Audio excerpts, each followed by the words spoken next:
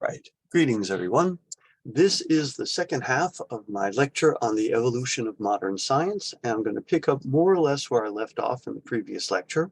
So to do that, let me share my screen. Which one is it? I don't know. This one, I think. Okay, share. All right. And let's see if I do this right. Slideshow. Slideshow. On current slide. Okay, if I did this right, and I certainly hope I did, you should be looking at a slide that says medieval science, and then at the top left-hand side, it says teleology. So this is sort of where I left off in the previous lecture. Teleology, remember, refers to the function or purposes of things. If I gave a teleological explanation, well, let's say I said, oh, she skipped dessert because she's trying to lose weight. Well, that would be a teleological explanation of her behavior. You're explaining her behavior in reference to a goal or an end that she is trying to achieve. Right? A telos is the Greek word for end or purpose. So teleology would be the study of ends and purposes, or perhaps a system of ends and purposes. And where we left off in the last lecture, I believe, was looking at the fact that Aristotle had proposed, and Plato as well for that matter, that we must understand the world as a teleologically ordered system, where the natural items in this world have ends or goals towards which they tend, and understanding these natural items, these entities, and predicting their behaviors requires understanding the ends or goals towards which they tended. So teleology was very important in ancient thought, but also it becomes woven into medieval science and a medieval understanding of the world and scholasticism, which is where we ended up in the late Middle Ages. So the medieval philosophers and scientists brought this worldview, this teleological worldview, almost in its entirety. Reality is a rationally ordered, stable phenomena, amenable to human investigation and understanding. The cosmos, from their point of view, was Earth-centered, an Earth-centered orchestration animated and sustained by a good and transcendent being. Right? The uncaused cause or the unmoved mover, to use Aquinas's words for these things. The natural world is a world of purpose and meaning where all living reality is tending towards natural ends, including human beings. Human happiness is to be achieved by understanding our natural place in the world and realizing fully our human nature. And frankly, this was something that Aristotle had said, but Aquinas affirms this. However, Aquinas does a sort of twist on Aristotle, because Aquinas suggests that in addition to our ordinary natural human nature, we have a supernatural nature as well. And so fulfilling human nature means fulfilling both our natural ends and our supernatural ends. Having achieved our end, our goal, our function, our purpose, we will achieve what Aquinas calls the summa bonum, the ultimate good or the final good. This is sort of like Aristotle's notion of eudaimonia, happiness, but it's kind of eudaimonia on steroids, right? Because ultimately what Aquinas suggests is that the happiness we seek is an infinite happiness, an unending, eternal happiness. But this is just the sort of happiness that an all-good, all-powerful God could and would bestow. So since he thought we could prove by philosophy the existence of such a being, we have good reason to think that what we truly desire, our summa bonum, our ultimate good, eternal and unending happiness, is something we could, of course, achieve. But again, he thought that this rested on rational argument as well as faith. The last point stands as something as Thomas Aquinas' critique of Aristotelian ethics and his metaphysics and his epistemology. In the end, Aquinas agreed with much of this, but he believed that Aristotle was aiming too low in what he thought human beings truly desire for its own sake, the true summa bonum. We seek not only, we seek not only happiness, but unending, indefinite happiness, according to Aquinas. Further, since we can prove philosophically the existence of a good and loving, all-powerful God, or so he thought, the kind of happiness we should expect him to bestow would be happiness proportional rather, to his power and love, that is, infinite bliss. Quoting a little bit, and then I'll move on, quoting from Aquinas just a little, he says, I answer that man is perfected by virtue. Notice how Aristotelian here, right? Man is perfected by virtue for those actions whereby he is directed to happiness, as was explained above. Now, man's happiness is twofold, as was stated above. One is proportionate to his human nature, a happiness, to wit, which all men can obtain by means of natural principles, essentially by following Aristotle. The other is happiness surpassing man's nature, and which man can obtain by the power of God alone, and by a kind of participation in the Godhead, about which it is written, and he quotes scripture here, that by Christ we are made partakers in the divine nature.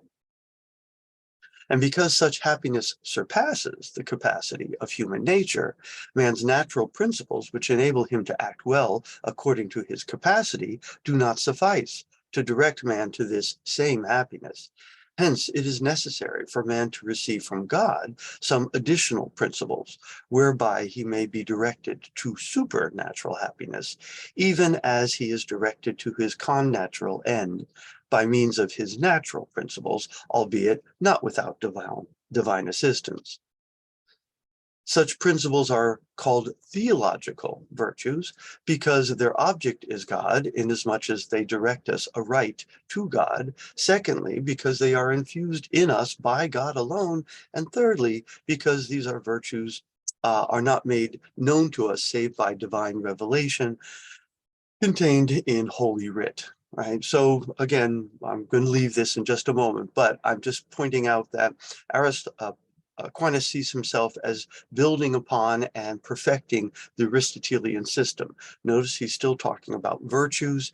Literally, he thinks these virtues, as Aristotle had said, lie between vicious extremes. For instance, the theological virtue of hope lies between the vice of despair, too little, and the vice of presumption, too much, right? And midway between those is the virtue of hope. But these theological virtues are, again, what's contained in Scripture. Now, Aquinas doesn't blame Aristotle for not hitting upon this, because notice what he's saying here. Were it not for Scripture, we wouldn't discover these theological virtues.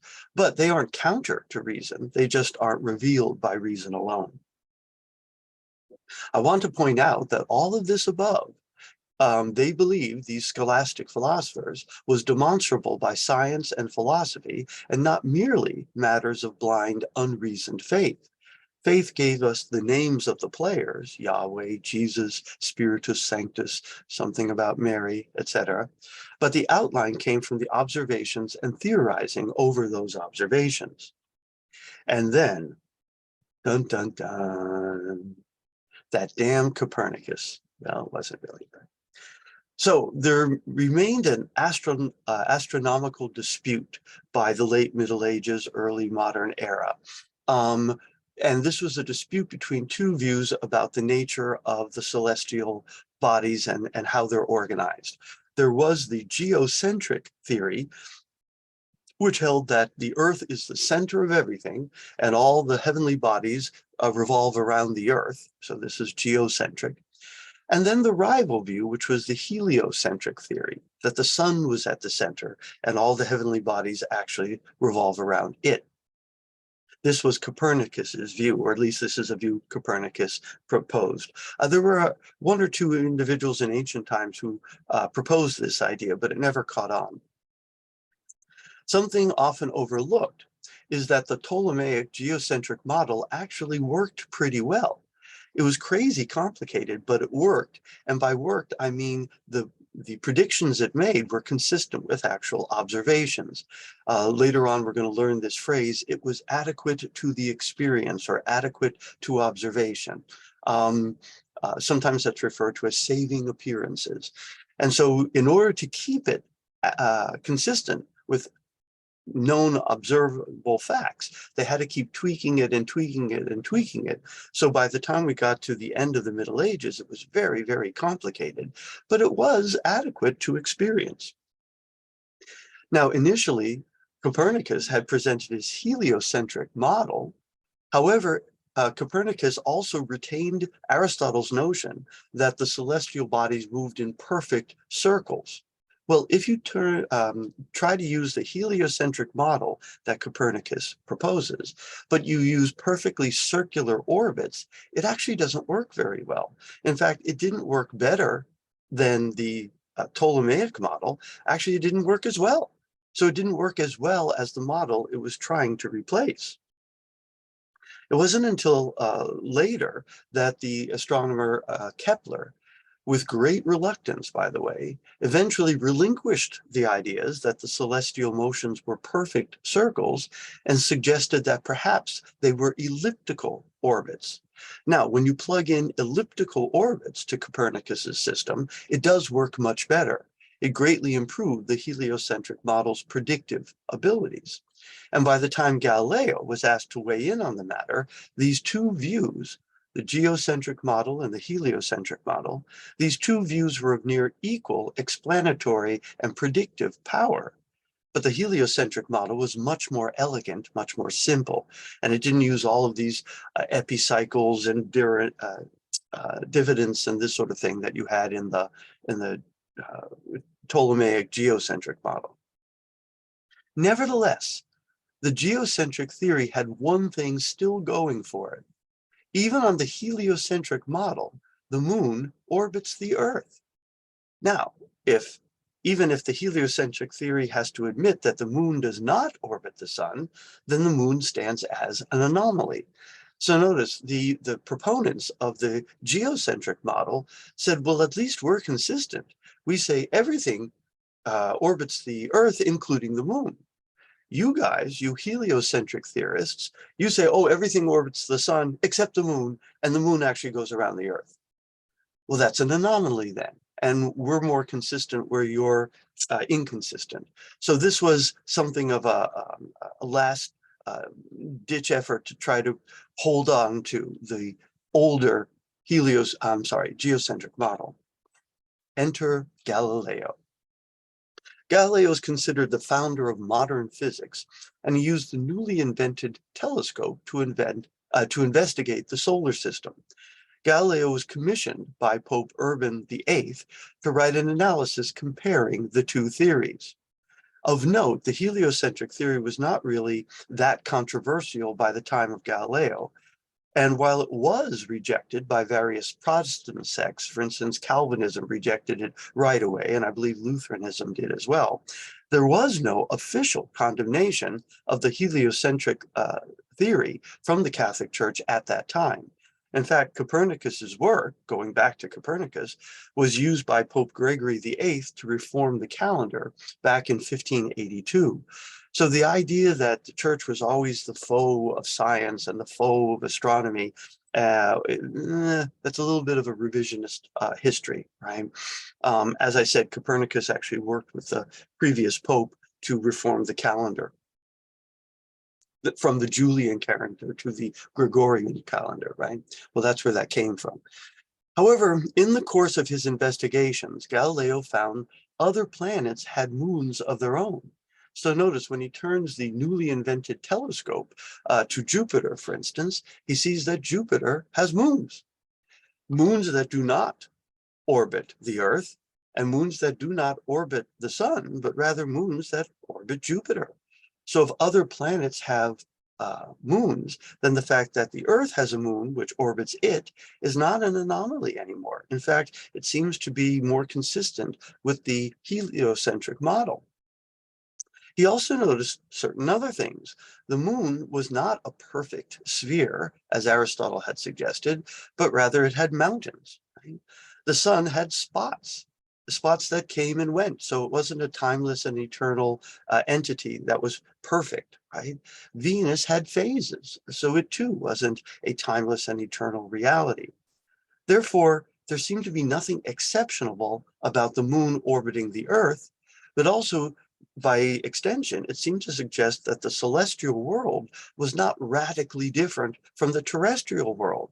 It didn't move in perfect circles. It wasn't timeless and eternal. It wasn't perfect spheres, etc. It was basically very terrestrial in its nature. Again, there seemed to be nothing perfect or unchanging about these celestial objects. So notice how this is really undercutting the Aristotelian view of the cosmos. And if Aristotle was wrong about that, what else might he have been wrong about? This really removed the last bit of support recommending the geocentric model over the heliocentric model. Indeed, these new findings seem to be more consistent with the heliocentric theory. Each of the heliocentrics was advised to present his or her work as merely saving appearances to avoid persecution from the church. But Galileo did not take great pains to hide his commitment to the reality of heliocentrism. So he wasn't just saying, oh, look, this is a useful model for predicting experiences. No, he was suggesting that this was actually telling us how the world is. In other words, basically taking a realist account of the theory and telling us this in the way that the earlier Pythagoreans had suggested. I'm literally describing the way the world really is. Galileo defends this view and his defense of the heliocentric model in a work he published in 1632 called Dialogue Concerning the Two Chief World Systems. As a result of his publication, Galileo was brought before the Inquisition. In 1633, a year later, Galileo was convicted of grave suspicion of heresy based on the book.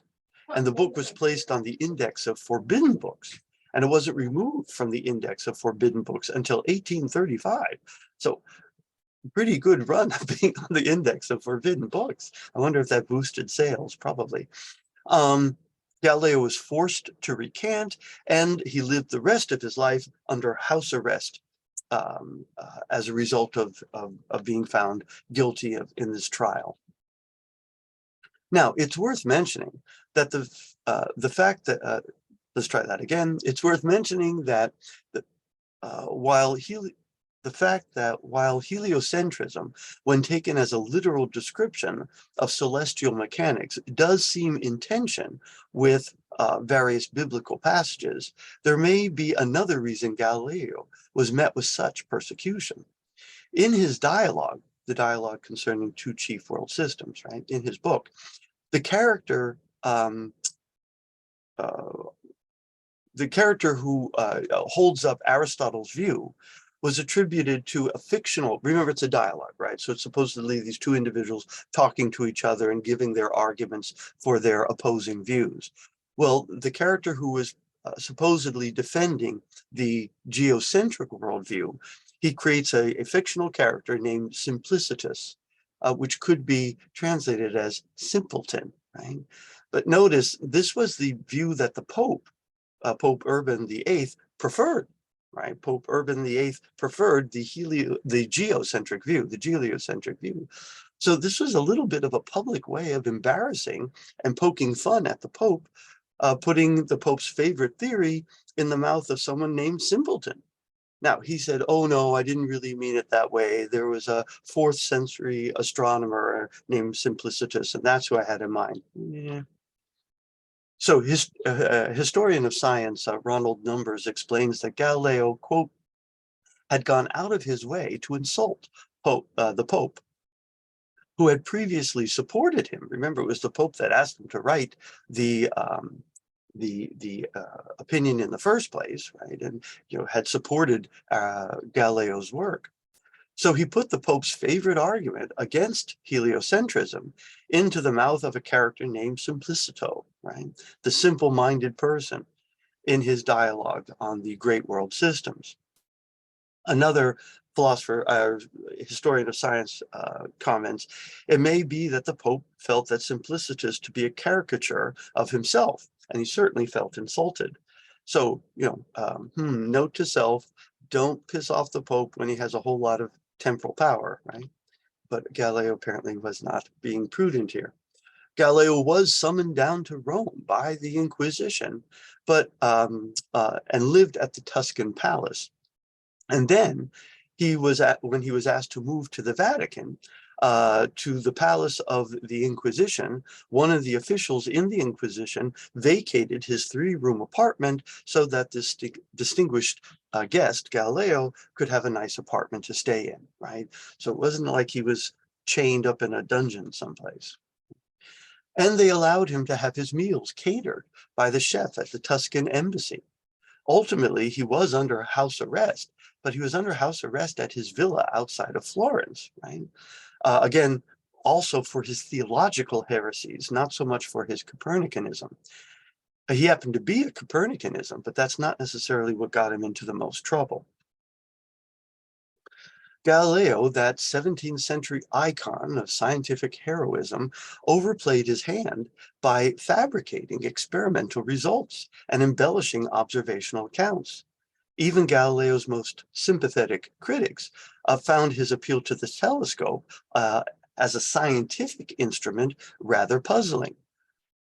He lacked any principled explanation, any theory of optics, for instance, for how this Dutch toy that had recently been invented, essentially a spyglass, enabled him to see lunar craters and sunspots.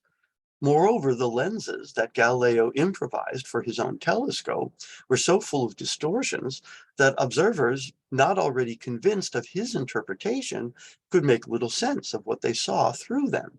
Now, I find that rather interesting because this raises the question of how to distinguish pure observation statements from theory-laden or theoretical statements. So in other words, when you looked through the Galileo telescope, were you seeing moons orbiting Jupiter, or were you seeing spots? Now, you might have been seeing both, right?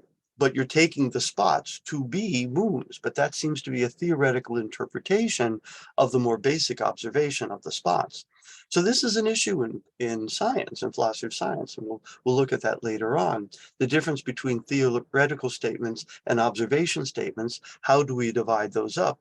And do our theories actually color what we see, or at least how we interpret what we see? And as historian Fuller recounts, while the Catholic Church of the period certainly doesn't come out of the Galileo incident smelling of roses, the science versus faith portrayal of the affair, beloved by Sagan, Carl Sagan that is, and others, is historical revisionism, plain and simple. Initially, the famous heliocentrics, Copernicus, Galileo, and Kepler, each had Pythagorean commitments. In other words, they really did think they were describing how the universe actually operated. Each held to the reality and the correspondence reality of the model. And each was strongly motivated, not just by actual data, but also by strong mathematical aesthetics, thinking that mathematical models are the key to explaining how the universe operates and describing the nature of the universe. But this raises several issues for philosophy of science. For instance, this raises the issue of scientific realism. Science is in the business of telling us how the world really is, versus instrumentalism. Science is in the business of providing us with useful models for making reliable predictions. Those are two different things. I might agree that this theory is useful in predicting what I'm going to see next, without necessarily agreeing that it's telling me how the world really is. That's a view called the latter view, that all it is a useful model for predicting experience, is a view called instrumentalism, or sometimes constructive empiricism. We'll look at that maybe a little bit later on.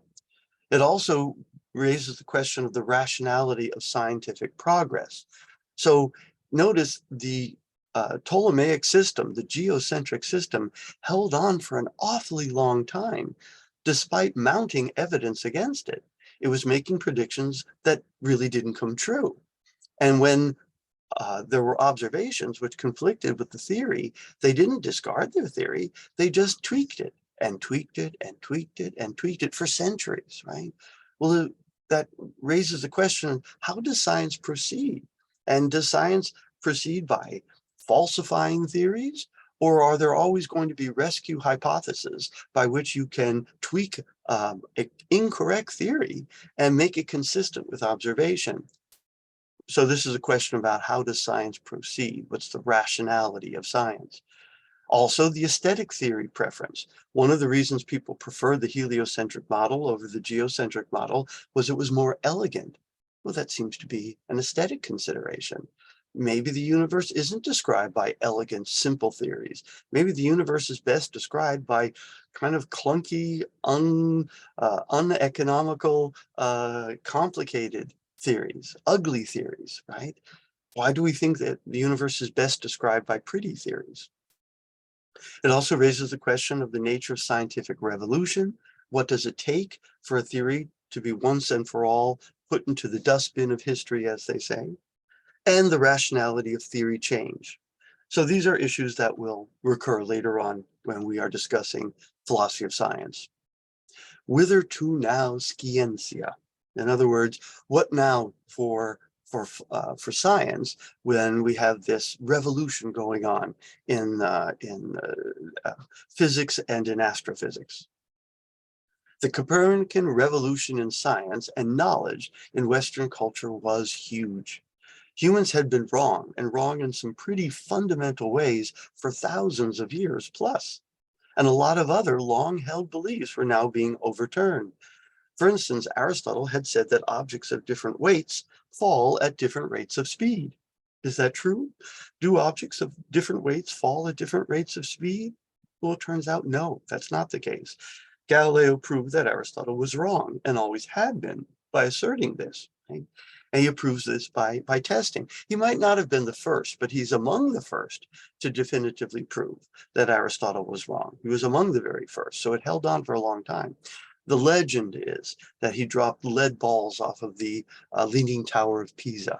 And despite the balls being of different weights, they hit the ground at the same time.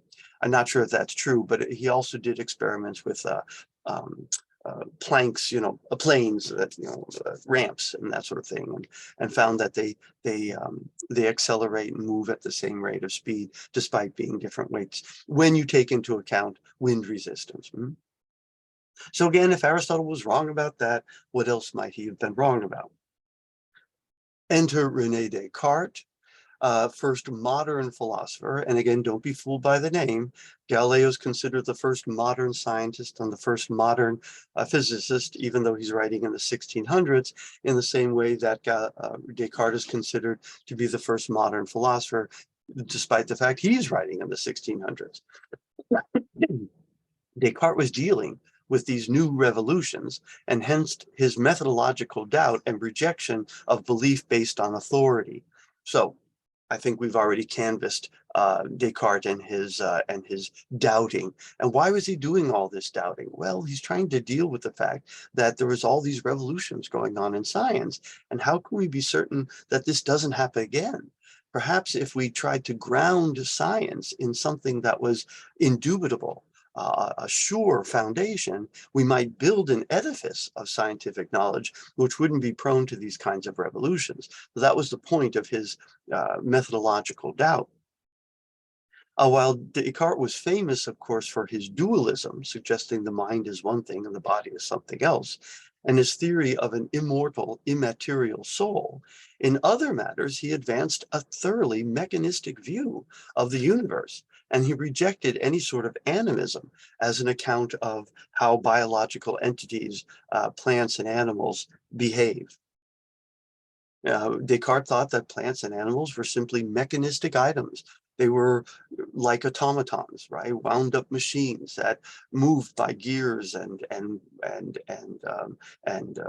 springs, etc., or the biological equivalents of gears and springs. This is one of the reasons this is one of the reasons Descartes didn't think that animals felt pain, because he thought, no, to feel pain, you'd have to be a conscious being with a soul. We're conscious beings with souls, but animals, they're just automatons. They're just mechanistic items, and so they don't experience pain. Galileo himself investigates matter and is among the first to discover that acceleration is mathematically expressible as a relation between velocity and distance. And this is true whether we're talking about celestial items or terrestrial items. The scientists of the 17th century and those following Descartes built up a mechanical worldview, discarding the multiple causes of Aristotelian worldview. So remember, we said under the Aristotelian worldview, the worldview that develops into scholastic medieval science, you had four causes: material, final, formal, and efficient. Well, they discard all of that, and they basically talk about mechanical causes, kind of like Aristotle's efficient cause, not quite the same thing, but very similar. And they thought, that's all we need. We don't need to talk about these other things. They restricted the causes they used to theorize about the world to material forces and material objects. I said that all right. Okay, the only causes one need to appeal to are impact laws, which govern bits of material substance and can be expressed mathematically. And if quantifiable reality is all one needs to talk about to explain our experiences of objective reality, then perhaps quantifiable reality is all there is to objective reality. So notice you have this idea that if I don't need to talk about non-material things, non-material forces, non-material entities, etc., well, then I ought not to, right? Again, Occam's razor is one ought not to postulate entities beyond necessity. And so if if the physicists can tell us everything we need to know about the world, then perhaps all that exists is what is studied by the physicists: matter in motion and the mathematical laws which govern that matter in motion. Elsewhere, Francis Bacon and others criticized central tenets of Aristotelian worldview: whether the world truly breaks itself up into knowable natural kinds, or whether we merely create these classes by labeling them. So Bacon and others introduced the possibility that there are no natural kinds, effectively doing away with formal causality as an explanatory resource for science, and suggested that the kinds that we encounter are kinds we create through our social linguistic practices and by categorizing them. So we put a bunch of objects together and we slap a label on that and we say, oh, these are, right? So we have a box and we label it cats, and to say something is a cat is to say it's something we would put in the box, right? Why do we put that in the box and something else? Somewhat arbitrary, right? But it's not because they share a common essence. It's because we've chosen to sort the world in that way. So think about the constellation, the Big Dipper. Well, why is that a constellation and not some other set of stars? Because we've happened to fashion the constellation, the Big Dipper, through our historical, social, linguistic practices. Could we have divided up the night sky into a different set of constellations? Yes, and in fact, other human communities have, right? So it's somewhat arbitrary. Maybe it's guided by pragmatic aims because of what we're trying to do, some task we're trying to accomplish. Maybe it's aesthetic. There might be even neurological reasons why we tend to fashion these categories this way. But the point is, what Francis Bacon and these others are doing is they're saying this is not a mind-independent set natural category. Rather, it's a socially constructed category that we create, again, through our historical, social, and linguistic practices. So note, if there are no natural kinds, there can be no natural formal causes or final causes. You can't talk about the end towards which these things tend, given their natures, because they don't have natures, right? You've given up on the idea that they have a natural or natural, that they're a natural kind and they exhibit a form or an essence or a nature. These old ideas needed to be abandoned for the new mechanistic science to flourish, and so they were. Right? So what we see is this revolution going on in philosophy and in science, and it's a rejection of the Aristotelian worldview, the scholastic worldview. I won't just say Aristotelian because I think it's the Platonic Aristotelian worldview, the scholastic worldview. So it's a rejection of formal causality, final causality, to some extent material causality, although not exactly. Francis Bacon, a little quote from him, he says, There is yet much more important and profound kind of fallacies in the mind of man, which I find not observed or inquired at all. And I think good to place here as that which of all other appertaineth most to rectify judgment, the force whereof is such as it doth not dazzle nor snare the understanding in some particulars, but doth more generally and inwardly infect and corrupt the state thereof. For the mind of man is far from the nature of a clear and equal glass, wherein the beams of things should reflect according to their true incidence. Nay, it is rather like an enchanted glass, full of superstition and imposture, if it be not delivered and reduced. For this purpose, let us consider the false appearances that are imposed upon us by this general nature of the mind. So what he's saying is our minds are such as to interpret the world, and rather than see the world in its most fundamental way, as it actually is, we tend to impose, again, categories and this sort of thing on it.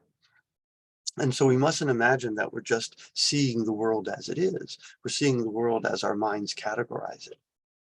Bacon emphasized also the practical benefits to be derived from science and scientific investigation.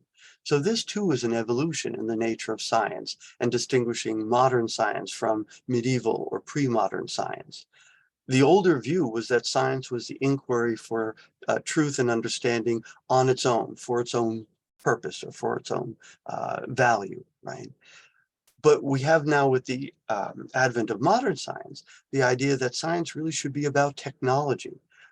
Science should really be about improving the human condition and making our lives better, discovering cures for diseases, coming up with improved ways of growing food or navigation, etc. So in a way, Bacon prefigures American pragmatism, which sees the goal of inquiry not to secure objective truth, but rather to secure useful theories. Bacon called for a spring of progeny of inventions, which shall overcome and to some extent subdue our needs and miseries. So again, science as the almost a savior for humankind that would deliver us from drudgery, that would deliver us from onerous labor, that would deliver us from famine and from disease, perhaps even from warfare, etc. Scientific work should aim at alleviating human misery and inventing useful things. This changed the course of science and history from inquiry and contemplation aimed at knowing the true nature of things, as it was conceived in ancient and medieval times, to a practical, inventive enterprise aimed at the practical manipulation of experiences. This ushers in the Enlightenment, right? So now we're into the post-Renaissance period, the Enlightenment period. Brief recap of Halloween philosophy. I probably have not gone over Halloween philosophy, but I have another presentation which I won't make you suffer through. But I will point out that certain important figures of the Enlightenment were champions of this new mechanistic science, or matter and motion, and vocal critics of religion. This was the theme of the French materialist and philosopher Baron d'Holbach in his work, Christianity Unveiled. Here he argued that Christianity and religion in general was an impediment to the advancement of humanity. Enlightenment required jettisoning blind, irrational faith, it would seem, along with the classical Platonic, Aristotelian, scholastic worldview. So this was sort of the spirit of the age with Holbach and Voltaire and others. There is something ironic and perhaps unfair, however, of characterizing classical theism as sustained by blind faith. It was eminently rational on the older scientific metaphysical picture of the universe. Only when one abandons the scholastic model in favor of the mechanistic ones is theism seriously challenged. Legacy of modern science. Lots of stuff. What do I mean by that? Well, microwave ovens and saran wraps and I don't know, the combustion engine, refrigeration, but anyway, lots of technological advances, right? The domain of science, the domain of knowledge, is the empirical domain. This is kind of what John Locke has in mind when he talks about primary properties. Well, what is he doing? He's outlining for science what they should concern themselves with. They shouldn't concern themselves with secondary properties, which are not legitimate properties of reality, but merely properties of our experience of reality. They shouldn't concern themselves with such subjective properties, such as color or taste or odor or temperature, warmth. Temperature is a different thing.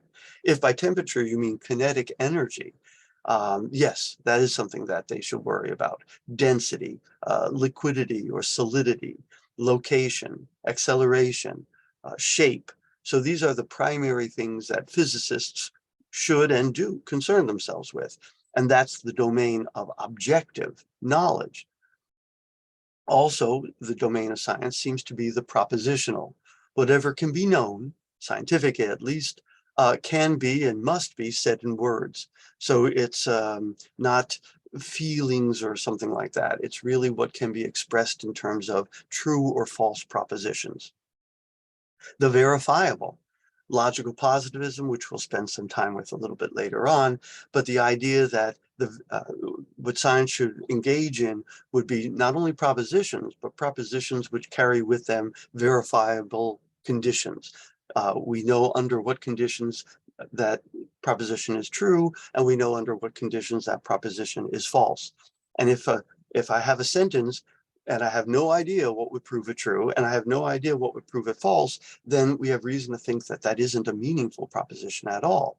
If that proposition is consistent with all experience, real or imagined, then that proposition doesn't seem to be about experience. It seems to be irrelevant to experience, and it's hard to see what sort of meaning or value such a sentence could have.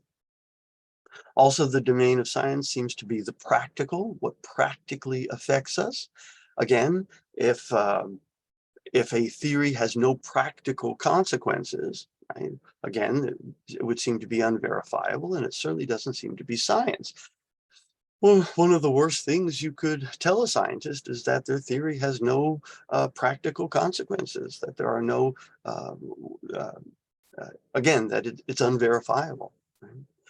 And then also it seems to be concerned with the items of human experience rather than things in themselves. At least this is what the instrumentalists and the constructive empiricists would say. Science must and should confine itself to the elements of human experience and not trying to talk about a mind-independent reality, merely talk about reality as experienced by human beings. That's the only world or that's the only set of items that has significance to human beings anyway, so that's really the only thing science should concern itself with. So today, philosophy and science do represent distinct disciplines. They are in fact quite different, but how? Both use, in my view, the dialectical method, but they are different in terms of the sort of questions that they attempt to answer. In other words, I maintain that what distinguishes science from philosophy is that scientific questions are not philosophical questions, and philosophical questions are not scientific questions. Science seeks to answer those questions which are empirical in nature, those questions which we can settle one way or another by doing an empirical investigation, by doing observation, a set of observations. So if one can answer a question by doing an empirical observation, by counting or weighing or taking a poll or putting two chemicals together in a test tube and seeing what color they turn, well, then it's not a philosophical question, it's a scientific question. And I'm conceiving of science rather broadly here, right? Not just the lab sciences like physics and chemistry and biology, but I also have in mind the social sciences, political science, economics, for that matter, marketing, I take to be a practical applied science, and also history. I take history to be a kind of empirical science. But what about questions which cannot be answered by empirical investigation? Are all non-empirical questions necessarily philosophical? Well, you may recall from my Welcome to the Wonderful World of Philosophy, the answer to that question is no. Right? There are some questions which are not empirical and science cannot answer them, but that's simply because they're silly nonsense questions, right? No, they can't be answered at all. It's not only can't science answer, nobody can answer them because they're nonsense, right? The example I classically use is how high is up? It's not a philosophical question. It's not a scientific question. Clearly, no amount of empirical investigation can answer that question. But it's not a philosophical question either, because there is no answer to that question. It's a badly formed question. It's a conceptually misconceived question, right? Note, these are, or another one might be, what is the color of love? No, these are non-empirical questions, and no amount of empirical investigation could hope to answer them. However, the only person who would seriously ask such a question and hope for an answer is someone who literally doesn't know what he or she is talking about. My 4-year-old nephew, actually, this is a very old slide. I will have to update it at some point to have it read my 4-year-old grandnephew. But nevertheless, a 4-year-old might ask a question like that and expect an answer. But that's because he literally doesn't know what he's talking about. In these cases, at least, it's easy to see that they are, in fact, nonsense questions because any and all answers to them are equally silly. If you asked me, what is the color of love? I guess I could respond, mauve. Mauve is the color of love, right? It used to be chartreuse, and then they changed it, and now it's mauve. That's nonsense, right? All answers would be equally ridiculous. It doesn't matter what color I suggest, that's ridiculous. Right? These non-empirical questions have been labeled category mistakes because one is asking to know the height of something that does not belong to the category of things with a height. Or one is asking to know the color of something that doesn't belong to the category of colored things. So to ask what is the color of love, you've misconceived. Your question has made a conceptual error. It's assumed that love belongs to the category of things with color, and it doesn't. So the question is premised on a false assumption. That's why it's called a category mistake. Some philosophers would claim that many, most, or perhaps all of the questions which cannot be answered by science are literally nonsense questions. For instance, these folks would say that the question, what is the meaning of life, is a silly nonsense question. And they would suggest that life does not belong to the category of things with a meaning. Words belong to the category of things with a meaning. Signs belong to the category of things with a meaning. Symbols, perhaps, belong to the category of things with meaning. Life doesn't. So to ask what is the meaning of life is not to ask some deep, ponderous, philosophical question. It's simply to be my 4-year-old grandnephew and ask something silly. And my job then would be to be the good granduncle and explain to you why that's a silly question and you should stop asking it. So all of the questions of that science cannot answer. So the question is it the case that all of the questions that science cannot answer are foolish, meaningless, silly questions? Such a view is sometimes referred to as scientism, the idea that science is the only form of rational inquiry, that science exhausts the domain of inquiry and rational understanding of the universe, and there is no outside of science, right? So if it's a question that doesn't make sense from within science, then it's a question that doesn't make sense at all. But even if that's not, even if scientism is wrong, and we'll look at that later on, so even if that's not the case, are they outside the domain of knowledge? Whereof one cannot speak, thereof one must remain silent. This is what we cannot speak about, we must pass over in silence. This was advice that Ludwig Wittgenstein gives in his work, The Tractatus, which he thought that which can be said clearly, and that's the job of science. And that which cannot be spoken of at all, and we must pass over in silence. What of ethics then? Right? That doesn't seem to be something that physics can investigate, or God, or the nature of beauty or art, or the soul, or the meaning or purpose or significance of human life or existence itself. I maintain that the domain of philosophy is characterized by non-empirical questions that are nevertheless meaningful and important and can and do admit of better or worse answers, more reasonable or less reasonable answers. So I think scientism is wrong, and we'll look at reasons why I think scientism is wrong a little bit later on. And I think there is a domain for non-empirical, meaningful questions, and that's really the domain of philosophy and philosophical reasoning.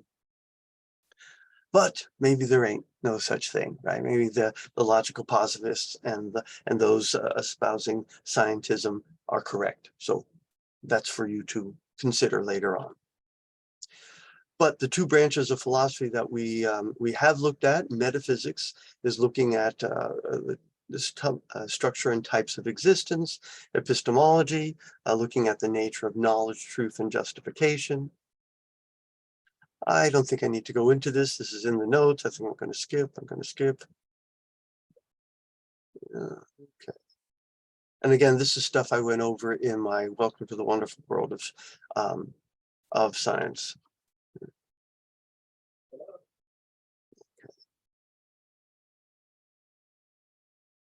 One last thing I'll mention, which is that one of the things that the modern scientific revolution kicked to the curb was teleology, right? The idea that things have natural ends or purposes or functions. And notice, physics doesn't try to describe the world in teleological terms. They don't talk about the purpose of gravity or the purpose of radiation. Likewise, chemistry doesn't try to talk about the purpose of, I don't know, chemical bonding or something like that. They try to understand these as mechanistic processes that occur in nature, and they describe them as such. But there does seem to be sort of residual teleology in biology, and as a sub group of biology, let's say medicine. So for instance, when I say the purpose of the heart is to pump blood, well, that certainly seems to be a teleological description of the heart, and an important one, particularly if I'm trying to distinguish malfunctioning hearts from properly functioning hearts, requires I understand what the function of the heart is. But this leads to a potential disunity in science. There are those who would love to see biology reduced to chemistry, chemistry reduced to physics, and then physics reduced to particle physics. And now we have one single edifice of empirical science, from the biological and maybe even the ecological to the biological, to the chemical, to the physics, to the particle physics, right? But notice, if we can't get the biological talk to reduce to chemical talk because we have this residual teleology, then we perhaps have a fundamentally disunified scientific picture of the world. So that is something that we'll spend perhaps a little bit of time talking about in philosophy of science, whether or not biology is fundamentally teleological, or whether we can exercise the teleology that lingers in biological descriptions of the world. And that concludes my remarks on this evolution of the idea of modern science. Hope you found this helpful and useful, despite me misreading my my slides and the many typos that I came to discover as I was reading through my slides. I'll go back and clean them up for the next time. But naturally, if you have any questions about this, you are free to contact me. But with that, I hope you have a pleasant rest of your day.